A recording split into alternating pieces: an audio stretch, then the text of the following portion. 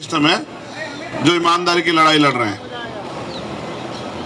पूर्व गवर्नर सत्यपाल मलिक साहब, अभी 3 दिन पहले अगर आपको याद हो, जिस दिन हम लोग यहाँ के बैठे थे उस दिन आए थे वो, और उन्होंने 1-2 सवाल खड़े कर रखे हैं, सरकार पे जवाब नहीं बन पा रहा है।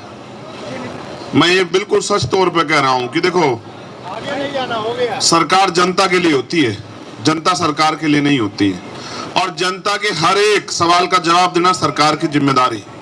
आज जैसे हम यहाँ सवाल पूछ रहे हैं बार बार कि भाई अपराधी गिरफ्तार कब होंगे, किससे पूछ रहे हैं? हम सरकार से तो सवाल पूछ रहे हैं ना, उसी से पूछ रहे हैं। इस पर ताकत है आपके, मेरे पास कहाँ ताकत है पुलिस की हम गिरफ्तार कराओ? अगर हम पे होती तो बताओ, वो चैन तक घर में सो जाता क्या? बताओ, आप खुद ही सोचो।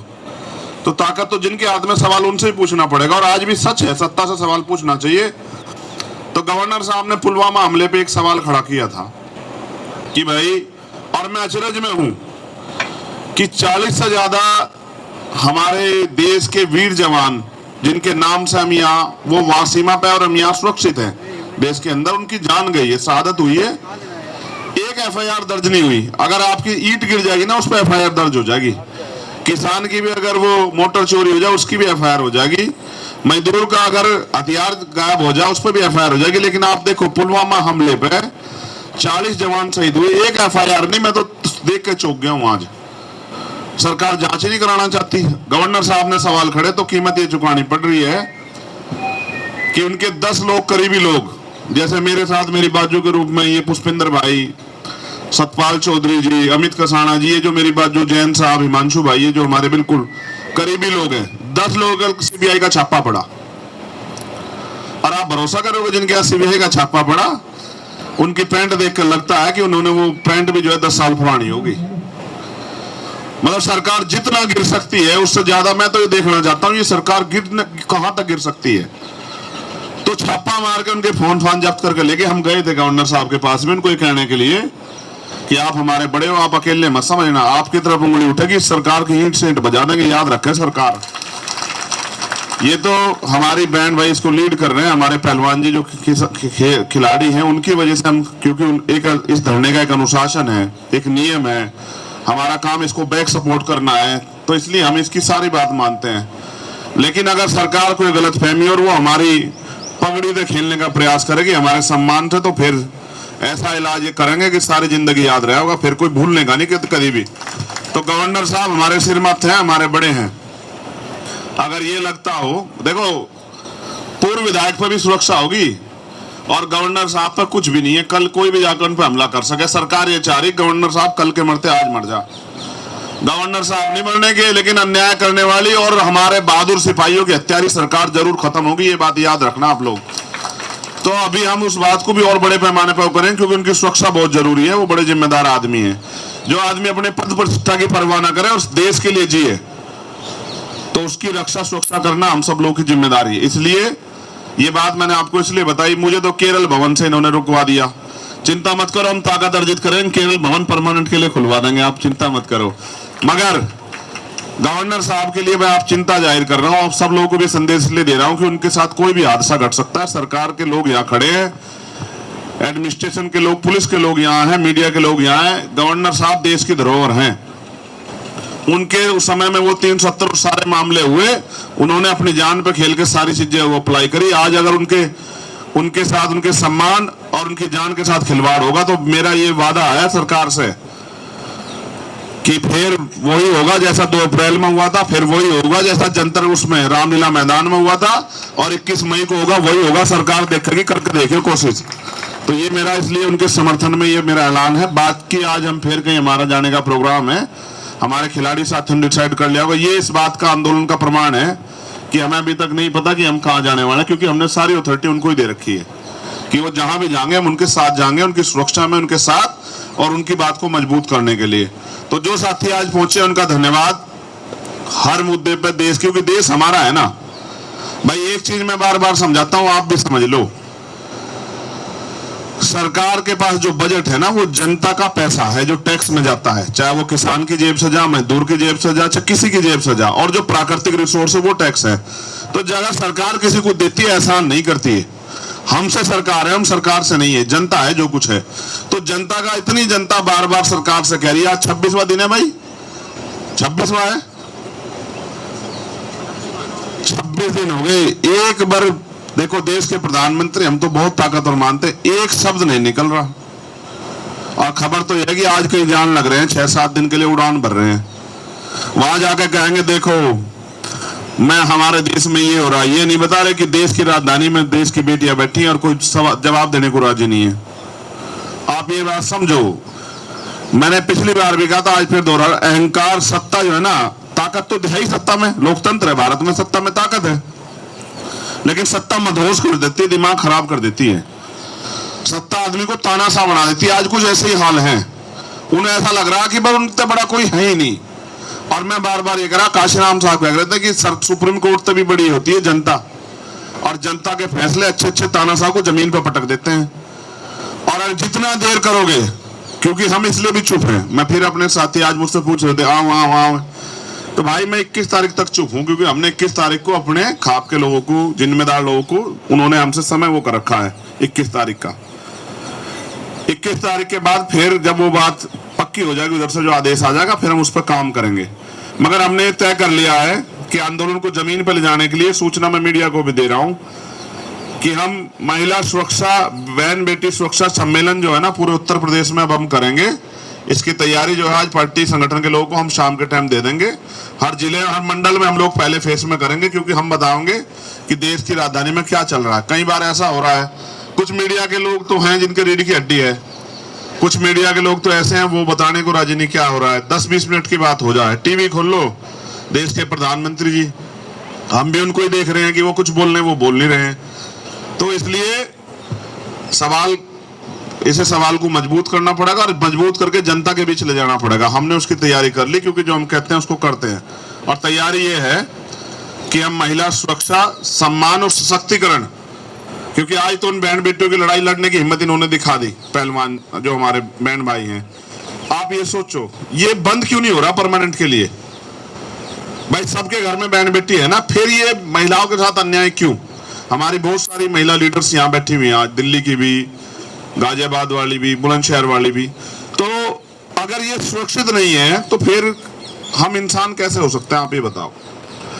अगर जब घर में बहन बेटियां, और हम वास्तविकता में बहन बेटियों को देवी की तरह पूजते हैं, तो फिर कि दूसरे की बहन बेटी, जो दूसरी बहन बेटी है उसके साथ अन्याय हो रहा है, तो ये तो मानवता नहीं हुई ना, ये तो कोई इंसानियत की बात नहीं हुई ना। तो इसकी हमें परवाह करनी पड़ेगी कि शोषण चाहे खिलाड़ियों के साथ हो, चाहे गांव देहात में हो, चाहे दफ्तर में हो, किसी भी विभाग के, चाहे सड़क पे हो, ये सब बंद होना चाहिए।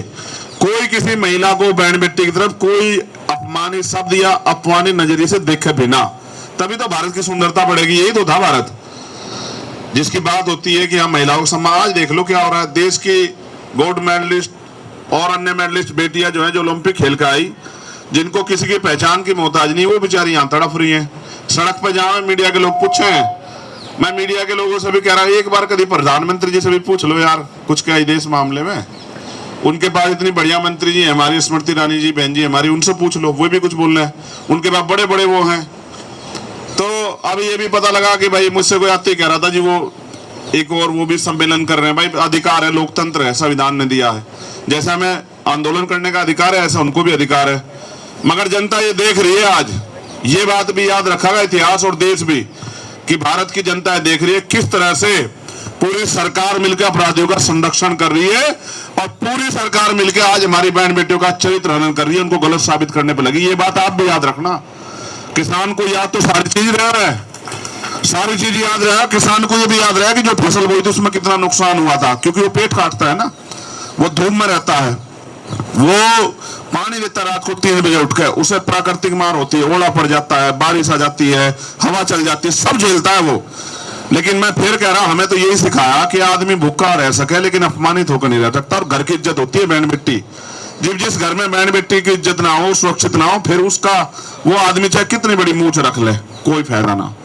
मूंछ तो फिर वही हो जो घर की इज्जत हो, और उसकी रखवाली नहीं कर पा रहे तो हम चाहे कितने बड़े चौधरी हो, फिर उसका कोई फायदा ना।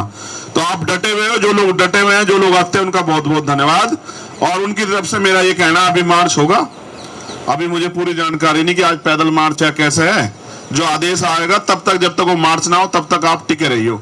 स्पेशली भीमार में आजाद समाज पार्टी के लोगों से मेरा निवेदन है, वो अनुशासन में बैठे रहे।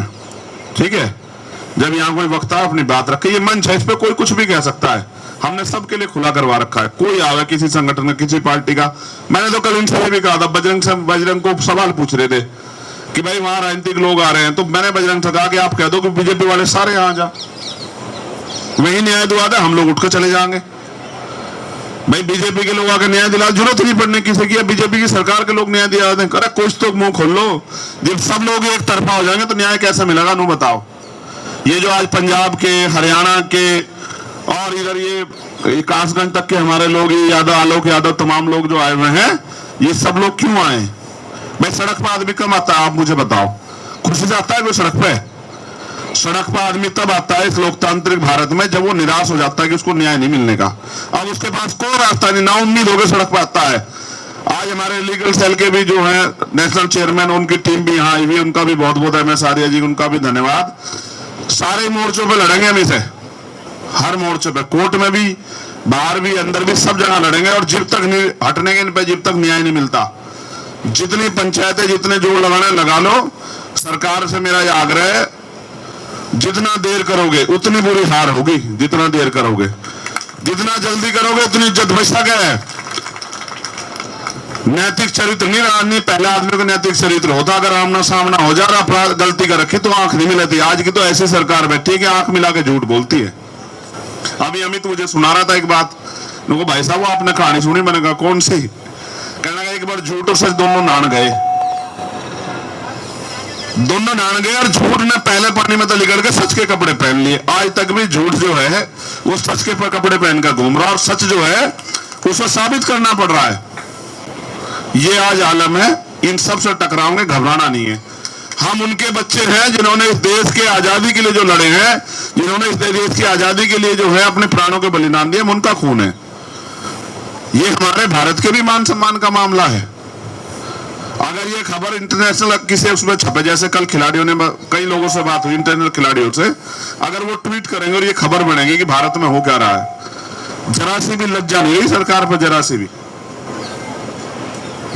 भी अगर वो ट्वीट करेंगे कि भाई वहां के जो इंटरनेशनल प्लेयर हैं उनके साथ ऐसा हो रहा है, यार ये क्या सिस्टम है उनके यहाँ। भारत की बात तो बड़ी बड़ी है, उसमें भी हमारी बेइज्जती होगी, तो हम तो फिर मैंने इनको रोक दिया कल कि भाई अभी रुक जाओ, वरना कल कई इंटरनेशनल खिलाड़ी समर्थन में ट्वीट करने वाले थे, उनके यहाँ खबर बनती, अखबारों में छपता कि भारत में जो इंटरनेशनल खिलाड़ी वो सड़कों पर बैठे हैं क्योंकि वहां की सरकार जो है अपराधियों के साथ खड़ी है। बताओ कितनी बड़ी बेइज्जती होती।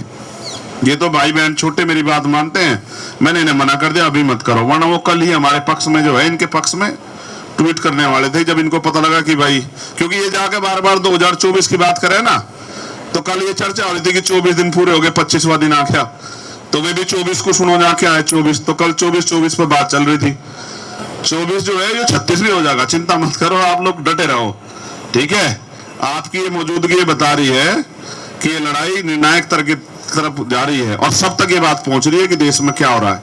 अगर कैमरे पे पहरा हो जाएगा तो कोई बात नहीं, केरल गेट पे पहरा लगा दोगे, गाड़ी रोक लोगे, जमान पे थोड़ा ही पहरा लगा दोगे, गला थोड़ा ही पकड़ लोगे, गला तो हम किसी को भी नहीं पकड़न देते। तो सब चीज देखे जा रही है, आज देश भी देख रहा है और हमारे किसान का मेरे भी देख रहे हैं कि इतिहास आज अपने आप को खुद दोहरा रहा है। देखो हक की लड़ाई यहाँ सड़कों पे लड़नी पड़ रही है, न्याय सबके लिए समान है, संविधान में सबको अधिकार है, लेकिन हम यहाँ सड़कों पे इसलिए हैं क्योंकि पूरी सरकार मिलकर कोशिश कर रही है किस तरह न्याय का गला घोट दो। तो हम अपनी बहन बेटियों का गला नहीं घोटने देने के, और गला घोटने वाला को वो सबक सिखाओगे कि इतिहास में दर्ज रहेगा, कभी किसी बहन बेटी की तरफ आंख ना उठावे कोई। बहुत बहुत धन्यवाद। जय भीम, जय भारत, जय जवान, जय किसान। और क्योंकि समय हो गया है, तुम अब जो मंच हमारे संचालक महोदय निर्णय क्या करना है, बाकी आपसे मेरा ये निवेदन है नीले पटके वालों से, भाइयों बहनों से, जब तक आदेश ये रह गया रोज का कि हम जो सुरक्षा वाला वो होता है ना घेरा, हमारी यूनिट उसके पीछे रहती है, कोई आगे नहीं जाता है उससे। जो सुरक्षा घेरा है पहलवानों का, उसके पिछली तरफ रहते हैं सब लोग, कोई पीछे ही रहे, सब लोग कोई आगे ना आवे, ठीक है। ये नियम है हमने जो बना रखा है अपने आप ही कि भाई कैसे जाना सड़क पे, ठीक है। तो और नारे भी हमने तय कर रखे, उन्हीं नारों के उसमें आपको जवाब देना, अपनी तरफ से कुछ नहीं करना है, क्योंकि ये तो इंतजार देख रहे हैं कि हम कोई ऐसी, जैसे आज मैं तो इनसे डर रहा था, बराबर वाले जोड़ लगा रहे थे ऐसा ना हो ये रिकॉर्ड करके देखो जी मोदी जी के खिलाफ नारे लग रहे हैं, नू कह रहे हैं। इनका कोई भरोसा नहीं, इनका कोई, मैं कह रहा हूं ना, चरित्र ही नहीं है। सबसे बड़ी बात है, वीडियो यहाँ की बनाओगे और आवाज वहां की लेके जाओगे और क्या कहेंगे, देखो जी वहां तो नू हो रहा है। तो मैं कह रहा हूं ना, अगर सच्चे लोगों तो लड़ाई होती तो भी लड़ लेते। अब ये सवेरे कोई से कपड़े बदलते हैं, शाम के टाइम कोई से कपड़े बदलते हैं, कहीं 10 करोड़ वाला सूट पहनते हैं, क्या क्या करते हैं बताओ। इनका कहाँ सीधे से मुकाबला नहीं हो रहा। इन्हें मारे जैसे बिल्कुल वे चाह किसान का मेरे जो है जड़ते इलाज करते हैं, वही चाह इन्हें। ये सीधे वालों बनी इनका इलाज होने का। ठीक है, आप डटे रहो, जो मंच का आदेश होगा उसका सम्मान करना। ठीक है, और उसके बाद जो मार्च होगा उसके बारे में जानकारी आपको मंच से मिल जाएगी। धन्यवाद। आप जो साथी हैं आपका बहुत बहुत धन्यवाद। जय भीम, जय भारत, जय जवान, जय किसान। खबरों में बने रहने के लिए फोरम 4 को सब्सक्राइब करें और नोटिफिकेशन पाने के लिए बेल आइकन दबाएं।